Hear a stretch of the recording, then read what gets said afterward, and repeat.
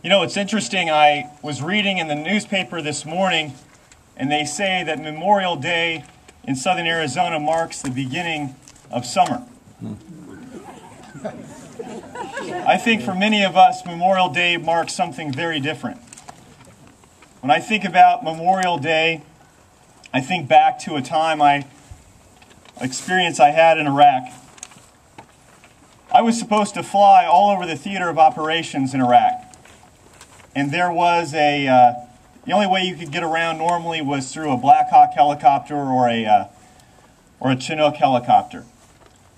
And I remember I had to go on a mission to go to Fallujah from Baghdad.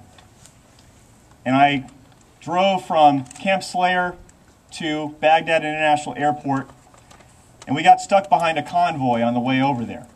So when I finally arrived, the flight had already left, and I was unable to go. I knew my commander would be pretty angry with me when I got back. The flight was to go from Warhorse all the way to Fallujah, and we heard that night that a helicopter had been shot down over Warhorse. There is not a day that goes by that I don't think about how things would have been different if I caught that flight that day. And I think there's a lot of veterans here today that think about that all the time as well. Why there are so many that you fought and served with who never made it home, and you did. It's interesting because we have a lot of holidays in this country. We have Veterans Day that honors those who serve in our armed forces. We have the 4th of July, which honors the birth of this country. We have Christmas, Easter, which are basically honoring our faith. But it is Memorial Day.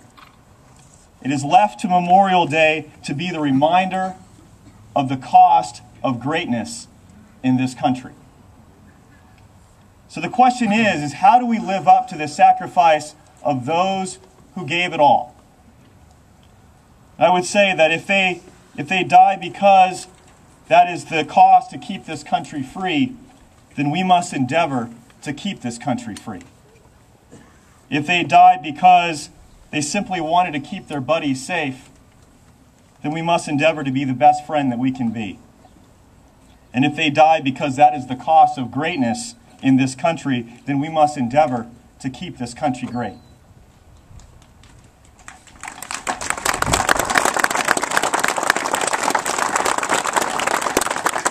On Memorial Day, I'm always reminded of a story of a young man who grew up in the Midwest.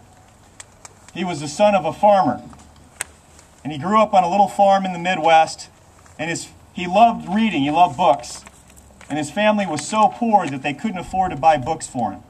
So he would borrow books from all the other farmers in the county. And his favorite book was a book of the life and times of George Washington.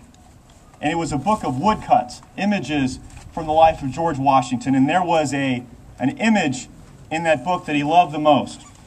And he used to read this book late at night by candlelight. And one night, he woke up in the morning, and there had been a big storm. And it completely waterlogged that book, completely submerged it in water. And the book was completely destroyed. And when he opened it up, page after page was ruined, except for the last page. The last page, there was an image of George Washington kneeling before a gravestone that represented those who died at Valley Forge. And there was an inscription underneath that woodcut. It was just 9 words. And those words would resonate with him for the rest of his life. That these men shall not have died in vain. And Abraham Lincoln, 40 years later, would write those words in the Gettysburg Address. That's what this day is all about. That these men shall not have died in vain. So as you go home tonight, I would ask you to think about those words and think what this holiday is all about.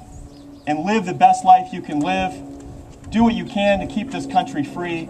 And do what you can to keep this country great. Thank you very much.